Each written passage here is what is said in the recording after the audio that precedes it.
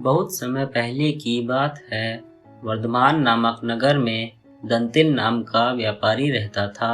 अथक परिश्रम, लगन और कुशलता के कारण उसका व्यापार दिन दूनी रात चौगनी वृद्धि कर रहा था। राज्य का राजा भी उससे बहुत प्रसन्न था, इसीलिए प्रायः परामर्श हेतु उसे बुलाया करता था।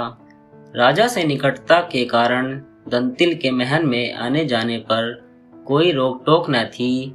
वह पूर्ण अधिकार के साथ बेरोक टोक महल में विचरण किया करता था। महल के समस्त सेवक उसका बहुत सम्मान करते थे।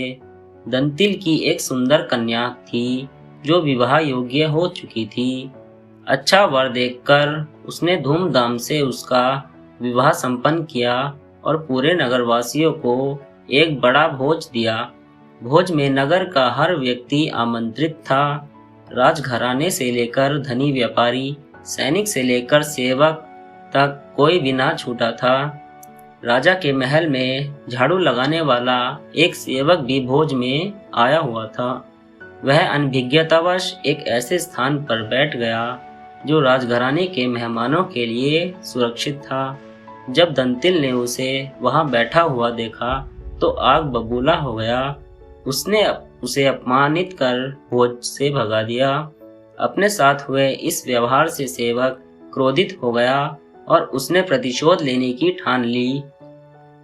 अगले दिन राजा के कक्ष में झाड़ू लगाते समय जब उसने देखा कि राजा अर्धनिद्रा की स्थिति में है तो बड़बड़ाना शुरू कर दिया। ये दंतिल व्यापारी इतना गिर गया है कि रानी से दुर्व्यवहार करने लगा है। राजा ने जब ये बात सुनी तो तत्काल आंखें खोल दी। उठकर उसने सेवक से पूछा, जो तुम कह रहे हो क्या वह सच है? सेवक कहने लगा, महाराज, मैं कल रात ठीक से सो नहीं पाया, इसलिए नींद में कुछ भी बड़बड़ा रहा हूँ। मुझे क्षमा करें, मुझे क्षमा करें। राजा उस समय मौन रहा, किंतु सेवक के जाने के बाद उसकी कही बातों पर विचार करने लगा। उसे उनकी सत्यता पर पूर्ण विश्वास नहीं था, लेकिन मन में दंतिल के प्रति संदेह का भाव उत्पन्न हो चुका था। फलस्वरूप उसने उसकी महल में बेरोक टोक आवाजाही पर पाबंदी लगा दी। उस दिन जब दंतिल रोज की तरह महल में आया तो द्वारपालों ने उसे द्वार पर ही रोक दिया। वह आश्चर्यचकित होकर बोला, तुम लोग मुझे इस तरह कैसे रोक सकते हो? क्या मुझे नहीं जानते? द्वारपालों ने उसे राजा के आदेश से अवगत करा दिया। उस समय सेवक वहीं झाड़ू लगा रहा था। वह दंतिल पर व्यंग्यबाण छोड़ते हुए बोला, अरे द्वारपालों, तुम लोग इन्हें नहीं जानते, ये महाराज के खास हैं। इनका इतना रुतबा है कि ये किसी को भी कहीं से भी भगा सकते हैं।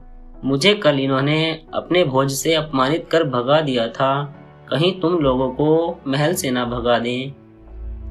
सेवक की बात सुनकर दंतिल समझ गया कि हो न हो उसके साथ हो रहा है, उसमें इस सेवक का ही हाथ है। उस समय तो वह वहां से चला गया, किंतु कुछ दिनों बाद उसने सेवक को अपने घर पर बुलाया, उसका खूब आदर सत्कार किया, उसे शानदार भोजन करवाया और ढेरों सारे उपहार देकर विदा किया। जाते समय उसने सेवक से क्षमा भी मांगी।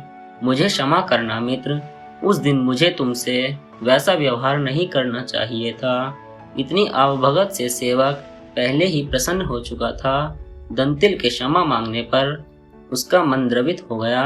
वह बोला, हम दोनों ने एक दूसरे के साथ गलत किया है, किंतु वह अतीत था और हमें अतीत की बातें भूल जानी चाहिए।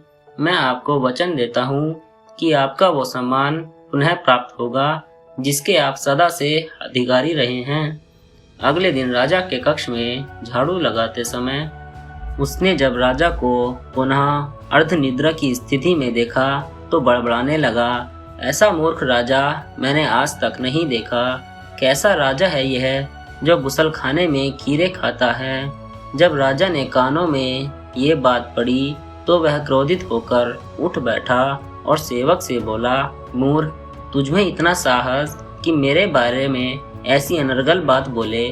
सेवक ने राजा के चरण पकड़ लिए और कहने लगा, महाराज क्षमा कर दें, नींद पूरी न होने पर उन्नीदी की अवस्था में मेरे मुंह से कुछ भी अनाप शनाप निकल जाता है।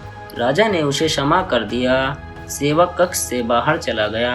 राजा पलंग पर बैठा बैठा ही सोचने लगा कि ये मूर्ख सेवक जब मेरे बारे में कुछ भी अनर्गल बड़बड़ा सकता है तो दंतिल के बारे में भी बड़बड़ा सकता है। मुझे इसकी बातों में आना ही नहीं चाहिए था। व्यर्थ में मैंने दंतिल से महल में आने जाने का अधिकार छीन लिया। राजा ने तत्काल अपने आदेश वापस लिए और दंतिल को पुनः महल में सारे अधिकार प्रदान कर दिए। इस तरह दंतिल को अपनी खोई हुई प्रतिष्ठा पुनः प्राप्त हो गई। सीख: हमने सबके साथ समान व्यवहार करना चाहिए। बिना जांच पड़ताल के सुनी सुनाई बातों पर विश्वास नहीं करना चाहिए। दोस्तों, कहानी पसंद आई हो तो कहानी को लाइक और चैनल को सब्सक्राइब जरूर करें। मिलते हैं नए अध्याय के साथ।